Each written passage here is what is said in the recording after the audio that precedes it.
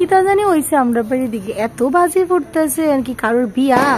বত্ত কি তো হইছে আমি জানি না ঠিক এতই বাজি ফুটতেছে যে আমরা ঘর থেকে বিগ বস অফ করে আই বসে বাজি দেখতাম এত সুন্দর বাজি উপরের সাথে যেতাম না ভূতে ঠেলাতে ফেলাই দিব তুমি যাও তোমার ভূতে ঠেলাতে ফেলাই দিব ওই দেখো কেমনে ফুটতেছে আরে সর্বনাশ বাট দেয়া যেতেছে না এর আগে টুকরে উঠছিল আমার ভাই এত সাহস নাই এত জ্বালাও নাই বাজি দেহনের ছাদের উপরে গিয়ে উঠতাম অন্ধকারে ভূতে ভূতে ফেলাই দিব আমার ডাক্কা মাক্কা দিয়ে না না না পরে গাটটার দিয়ে ফেলাই দিব দেখো ঘন ফুটতেছে আমি অনেকক্ষণ পরে ভিডিও অন করছি আরে ভূতে ধরবো যাও না ভূতে ধরবো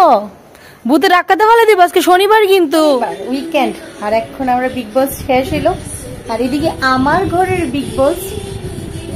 হয়নি আছে যাই হোক খানা পাড়ে যাই ডিনার তো করতে লাগবো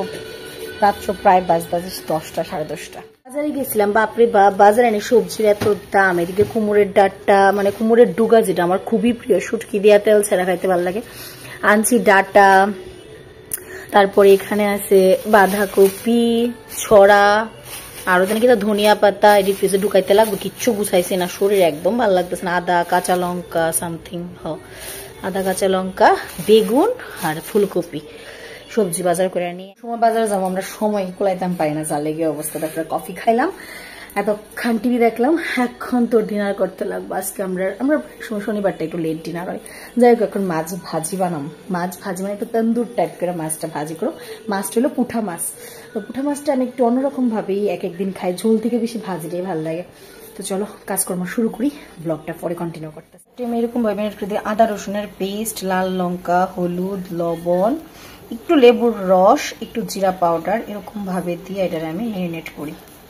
মেরিনেট করে তারপরে কিছুক্ষণ পরে আমি ভাজিটা করি হেলাইয়া ধুলাইয়া একটু ফ্রাই করতে লাগবো বিকজ এটা আমি চুবা তেলে করতেছি না তার লেগা একটু তেল কম দিয়ে সেটা করলে এরকম ভাবে ফ্রাই প্যান এরকম হাতে ধুইরা হেলাইয়া ধুলাইয়া করতে লাগবে এমনি করে কাট করে যেমন আমি কাট করে রাখছি তেলটার একটা সাইডে আইন না কিছু করার নাই হ্যাঁ এটা প্যান ফ্রাই তেল কম দিয়ে রান্না করতে গেলে কন্টিনিউ আগুনের মধ্যে হাত দিয়ে এইভাবে করতে লাগে তেল কম ভাজা মচমচ এটার একটা আমার ক্যামেরাম্যানটা বানানা কিছু করার নাই তোমরা কাছে ক্যামেরাম্যান আছে যেহেতু আমার চলো আমরা ওখানে ডিশ রেডি করি পরে ব্লগ টাইম করি প্যান ফ্রাই ফিশ ভিডিওতে এরকম লাগতেছে বাট এটা অ্যাকচুয়ালি কালো হয়েছে না কিন্তু আর এখানে লোক ওনার